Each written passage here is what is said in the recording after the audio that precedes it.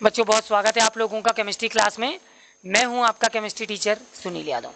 बच्चों जैसे कि आपने देखा था, हम लगातार आपसे संकुल यौगिक को लेकर डिस्कशन कर रहे हैं।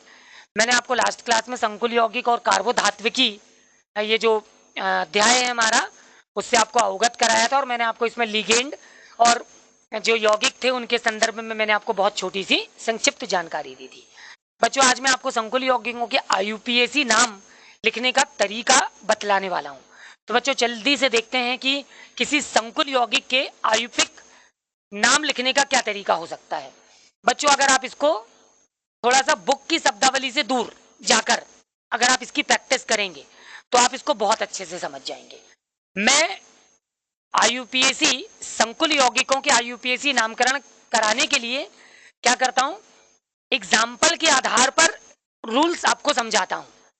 बहुत सारे लोग क्या करते हैं कि पहले आपको केवल रूल्स बता देते हैं और फिर वो बोलते हैं कि अब आप इसके आधार पर प्रैक्टिस करिए। मैं ऐसा बिल्कुल नहीं करने वाला हूं। मैं आपको कुछ एग्जाम्पल्स आपके सामने रखूंगा और उन एग्जाम्पल्स के आधार पर हम रूल्स अप्लाई करेंगे और उसकी प्रैक्टिस करेंगे और फिर बस ये ऑब्जर्व करेंगे कि क्या हमको उस उदाहरण के आधार पर हमको प्रश्न दिए गए हैं, हम वही रूल इस्तेमाल करके उनके आईयूपीएसी नामकरण करना सीख जाएंगे। लेकिन बच्चों जब मैं आपको केवल पूरे नियम बता दूंगा और उसके बाद में आपको प्रैक्टिस कराऊंगा तो आप थोड़ा उलझे हुए नजर आओगे और आपको ये समझ में नहीं आ पाएगा। इसलिए इस टॉपिक को आप मेरे अकॉर्डिंग 101% मेरे अकॉर्डिंग फॉलो करिए। एक एग्जाम्पल, उसके according rules, next example extra rules, next example extra rule. जब इस तरह से सारे केस क्लियर हो जाएंगे, सारे रूल्स हो जाएंगे, फिर कैसा भी एग्जाम्पल आप देखोगे आपको रूल्स पता होंगे, आप अपने आप उनको लिखने में समर्थ हो जाओ। ठीक है, मेरी बात समझ में आ गई? चलिए स्टार्ट करते हैं। तो जल्दी से मैं कंपाउंड जो ले रहा हूं बच्चों वो ले रहा हूं K4 FeCN whole number of 6। बच्चों अगर आप लोगों को याद होगा तो मैंने अपने प्रीवियस वीडियो में है ना इस चैप्टर के इस कंपाउंड से आपको अवगत कराया था और मैंने आपको बताया था कि किसको हम क्या कहते हैं। यहाँ पर स्वतंत्र धातु है, यहाँ पर CMI है, यहाँ पर लिगेंड है, यहाँ पर आयन मंडल है, ठीक है, यहाँ पर समन्वय संख्या है। तो बच्चों इन सारी चीजों की जानकारी भी आपको समय के साथ लेनी पड़ेगी और आपको उनको याद रखना पड़ेगा और उनको आपको याद करना पड़ेगा। तो बच्चों जैसा कि आप देख पा रहे हो, मैं आपको संकुल यौगिकों के आईयूपीएसी नामकरण के नियम बतलाने वाला हूं। तो बच्चों सबसे पहला जो नियम है वो है कि हम हमेशा रूल नंबर 1 आपको बता रहा हूं और रूल नंबर 1 है कि हम स्वतंत्र धातु का, जो भी हमारी स्वतंत्र धातु होगी, तो बच्चों सबसे पहले हम स्वतंत्र धातु का नाम लिखते हैं। यानी आप अपने दिमाग में ये बिठा लो कि हमको सबसे पहले क्या करना है, स्वतंत्र धातु का नाम लिखना है।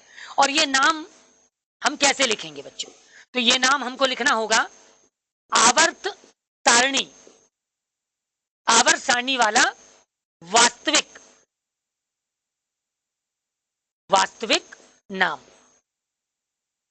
बच्चों स्वतंत्र धातु का जब भी नाम लिखा जाएगा, ठीक है, तो आपको यह देखना पड़ेगा कि उस स्वतंत्र धातु को हम आवर्त सारणी में वास्तविक रूप से क्या कहते हैं, हम तभी उसका नाम लिखेंगे।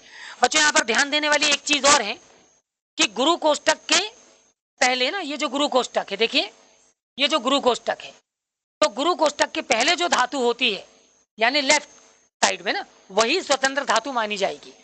अगर वो लेफ्ट में है उसी कंडीशन में आप उसका वास्तविक नाम लिखेंगे आवर्त सारणी वाला, और वो हमारा रूल नंबर 1 हो जाएगा। और जैसा कि आप जानते हैं के को है ना K4 लिखा है लेकिन उसको हम के बोलेंगे, के यानी पोटेशियम। तो बच्चों ये जो पोटेशियम है आवर्त सारणी में उसका वास्तविक नाम भी पोटेशियम है। तो आप सबसे पहले यहां पर क्या लिख देने वाले हो, पोटेशियम लिख देने वाले हो। तो मैं लिख देता हूं पोटेशियम। तो बच्चों ये जो पोटेशियम वर्ड आया है ना मेरे लिखने में, ये मेरे रूल नंबर 1 से आया है। रूल नंबर 2 कहता है जबकि आप स्वतंत्र धातु का नाम लिख चुके होते हैं तो बच्चों उसके बाद हमेशा अगर आपको इस तरह का कंपाउंड दिया हो, है ना, एग्जाम्पल ध्यान में रखिएगा, अगर इस तरह का कंपाउंड दिया हो जिसमें एक ही CMI के साथ एक से अधिक लिगेंड जुड़े हों लेकिन वो सभी समान प्रकार के हों, है ना। आप देख सकते हैं कि CMI एक ही आयरन, उससे लिगेंड जुड़े हैं CN, वो भी कितने 6, तो 6 के 6 जो लिगेंड है वो एक जैसे है ना, उनमें कोई विविधता नहीं है, उनमें कोई भिन्नता नहीं है। तो जब भी आपका एग्जाम्पल इस तरह का होगा बच्चों, आपको इसके बाद जो रूल नंबर 2 अप्लाई करना है, रूल नंबर 2, हम सदैव समन्वय संख्या का नाम लिखेंगे। तो बच्चों हमारी जो वो है ये, है ना, समन्वय संख्या, समन्वय संख्या। बच्चों ध्यान दीजिए, समन्वय संख्या का नाम हमने रूल नंबर 2 में लिया। ये जो समन्वय संख्या है, बहुत सारे लोग इसको कोऑर्डिनेशन नंबर के नाम से भी जानते हैं, है ना, बहुत सारी बुक में इसको कोऑर्डिनेशन नंबर भी कहते हैं। बच्चों ये सामान्यतः 1 से 10 तक अंक यहां पर प्रयोग होते हैं। मैं आपको उनके लिए जल्दी से बता देता हूं। 1 के लिए मोनो, बच्चों 2 के लिए डाई, और 3 के लिए ट्राई, 4 के लिए टेट्रा, 5 के लिए पेंटा, 6 के लिए हेक्सा, 7 के लिए हेप्टा, 8 के लिए ऑक्टा, ठीक है। इस तरह से 9 के लिए नोना, और फाइनली बच्चों 10 के लिए डेका जैसे शब्दों का हम प्रयोग करेंगे, और ये हमारी समन्वय संख्या के रूप में इस तरह की शब्दावली का आप प्रयोग करेंगे। तो जैसा कि आप देख रहे हो हमारी समन्वय संख्या फिलहाल में क्या है 6, और 6 को मैंने आपको बताया, 6 को आप क्या बोलेंगे, आप बोलेंगे हेक्सा। तो बच्चों इसके बाद हम यहां पर रिटर्न कर देंगे हेक्सा, और ये आ जाएगा हमारे रूल नंबर 2 से, ठीक है। बच्चों फाइनली ध्यान देने वाली बात है रूल नंबर 3। रूल नंबर 3 कहता है जब आप समन्वय संख्या का भी नाम लिख चुके हैं तो उसके बाद आप नाम लिखेंगे किसका, लिगेंड का, ठीक। उसके बाद आप लिगेंड का नाम लिखते हैं। बच्चों ये हमारे रूल नंबर 3 में बैठ रहा है, यानी 3rd रूल है लिगेंड का नाम लिखना है आपको। लिगेंड का नाम आपको याद करना होगा। आप अपनी पाठ्यपुस्तक खोलिए, अपनी बुक निकालिए, बुक में आप देखेंगे इस अध्याय में धनात्मक लिगेंड, ऋणात्मक लिगेंड, उदासीन लिगेंड, ठीक है, एक दंतुर लिगेंड, द्विदंतुर लिगेंड, त्रिदंतुर लिगेंड, बहुदंतुर लिगेंड, इनकी बच्चों अच्छी खासी लिस्ट होगी। तो वहां पर CN नेगेटिव करके एक लिगेंड होगा, इस तरह से CN नेगेटिव। तो बच्चों आपको याद रखना है इस लिगेंड को आपकी बुक में बोला गया है साइनो, और ये एक तरह का ऋणात्मक लिगेंड है, ठीक है। तो हम यहां पर रूल नंबर 3 के अकॉर्डिंग जब लिगेंड का नाम लिखेंगे तो हम तीसरा अप्लाई कर देंगे, और हम सबसे पहले लिख देंगे साइनो। और बच्चों ये आ गया हमारे रूल नंबर 3 से, ठीक है। तीनों रूल क्लियर हो गए आपको, बिल्कुल। चौथे नंबर पर हम पहुंचेंगे, और चौथा है बच्चों, ध्यान दीजिएगा, फाइनली चौथे नंबर पर हम नाम लिखते हैं CMI का, सेंट्रल मेटल आयन का। ये हमारे रूल नंबर 4 में बैठेगा, ठीक। रूल नंबर 4 में हम CMI का नाम लिखेंगे केंद्रीय धातु आयन का। बच्चों ये जो केंद्रीय धातु आयन है ना, इसके नाम लिखने के 2 नियम बन जाएंगे, इसके नाम लिखने के 2 नियम बन जाएंगे। आपको उन नियमों पर ले चलता हूं रूल नंबर 4 के लिए, ठीक। तो यहां पर 2 नियम बनेंगे, एक को R4A और दूसरे को मैं बोल देता हूं R4B।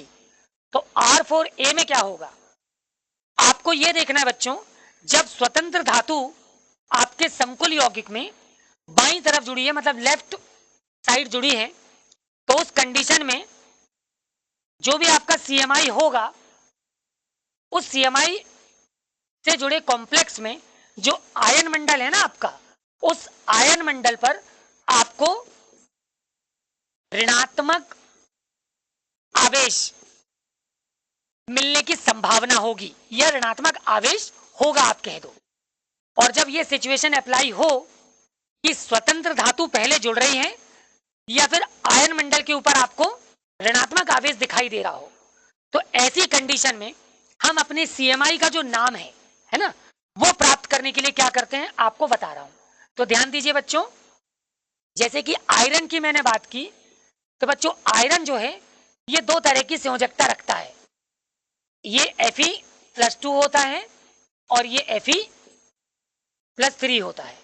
तो बच्चों जब ये +2 होता है तब हम इसको बोलते हैं फेरस, और बच्चों जब ये +3 होता है तब हम इसको बोलते हैं फेरिक। तो हम फेरस वाले को छोड़ देंगे, हम फेरिक वाले का इस्तेमाल करेंगे और फेरिक में से एक माइनस करके उसके पीछे 8 शब्द को जोड़ देंगे और इस तरह से हम बना लेंगे फेरेट। तो हमारे जो CMI का नाम बन जाएगा वो क्या बन जाएगा? फेरेट। आपका कंपाउंड था K4FeCN होल नंबर ऑफ 6, है ना। सबसे पहले आपने K का नाम लिख दिया पोटेशियम, है ना, इसका नाम आपने लिखा पोटेशियम। आपने बोला सर ये रूल नंबर 1 था। दूसरा आपने समन्वय संख्या का नाम लिख दिया हेक्सा, हमने आपको बताया बेटा ये रूल नंबर 2 है। फिर आपने लिगेंड का नाम लिख दिया तीसरा साइनो, ठीक है, साइनो। आपने बताया सर ये रूल नंबर 3 है। फिर हम CMI के नाम पर पहुंचे, मैंने आपको रूल नंबर 4, ठीक है, रूल R4A, है ना, बताया कि ऐसी कंडीशन में आपको इसको फॉलो करना है। इसके अकॉर्डिंग आपकी CMI का नाम क्या है? फेरेट है। तो अब आप पीछे लिख देंगे फेरेट। फाइनली बच्चों ये आ जाएगा रूल नंबर 4A से। क्लियर है? हम एक रूल और फॉलो करेंगे और हमारे कंपाउंड का नाम पूरा हो जाएगा, और वो रूल है ऑक्सीकरण संख्या का। बच्चों ये जो कॉम्प्लेक्स कंपाउंड है ना, अब हमको इसकी ऑक्सीकरण संख्या भी निकालनी होगी। चलिए जल्दी से देखते हैं कैसे निकालेंगे। तो बच्चों हमारा जो कंपाउंड है वो है K4FeCN होल नंबर ऑफ 6। बच्चों इस कंपाउंड में 4 potassium plus 1 iron plus 6 CN, है ना।